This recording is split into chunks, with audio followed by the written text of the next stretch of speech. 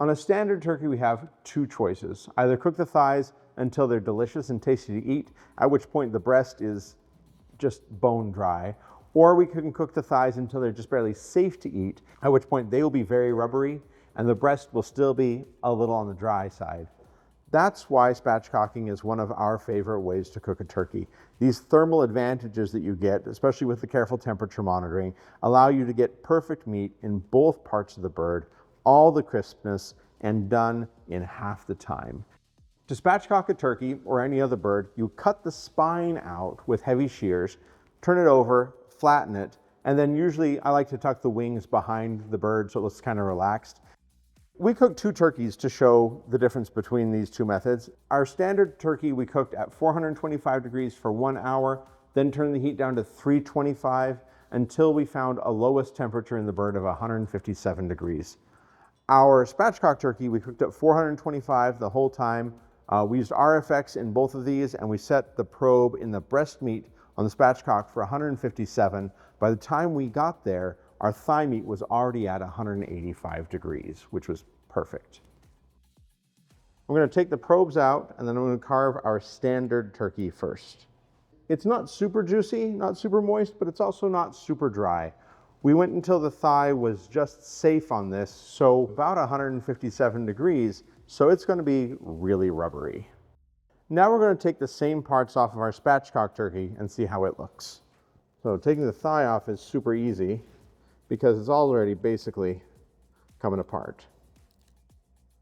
Oh, I can hear it crispy. And then we'll get the breast off. We put some herb butter under the skin so you can see some of that showing through here. Our breasts here look fairly similar on the outside. We've got roughly the same coloration. They both look really good. The thighs, however, are where things really get different. So all the way to the edge here, we have crisp skin on our spatchcock thigh.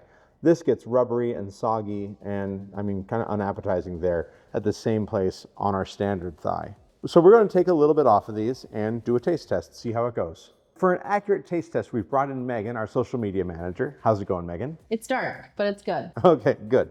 So we're doing a triangle test with you. We're going to put 4 in front of you, 2 breasts from each bird, and we're going to mix them, and we're going to take 1 away. And then you're going to try all 3 and tell us which ones you like best. All right. Here's your fork. Thank you. Here's a bowl.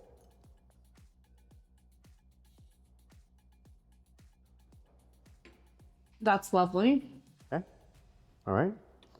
Very moist. Now how about this one? There it is. You found it.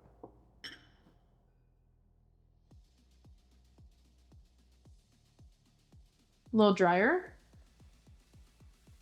A lot drier. Okay. There you go. Yep, the top one. Okay, good job. You got it. You got it. Moist. Okay. Well, the 2 you said were moist were the ones from the spatchcock bird, so that's good. We'll take that and we'll run with it. Now let's try the thigh. We have 4 pieces of thigh. Okay. Thank you. And here's number 1. Yep, you got it. That's meat.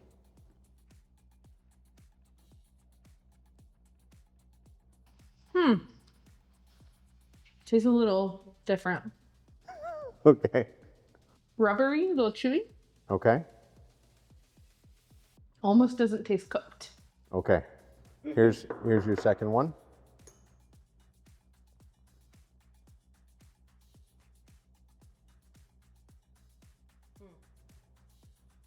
This is totally different. You don't even have to tell me. I already know. Okay, all right. Well, here, try the third one and you see if you can figure out which one it's from.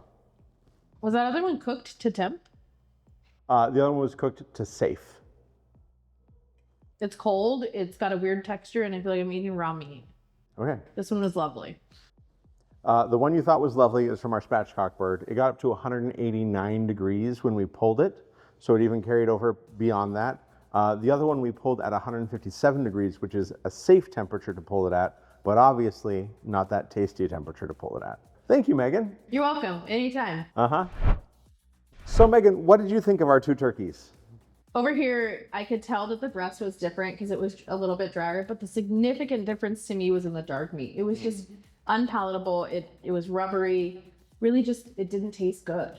Yeah. But the spatchcock? Lovely, lovely. That dark meat, wow. The breast was juicy, great flavor. But the dark meat, I mean, you really won me over there. Right. This is why we love this method. It's just thermally advantageous. With careful temperature monitoring, you can have this difference in your turkey as well. Give it a try this year. And remember, nothing works like ThermoWorks.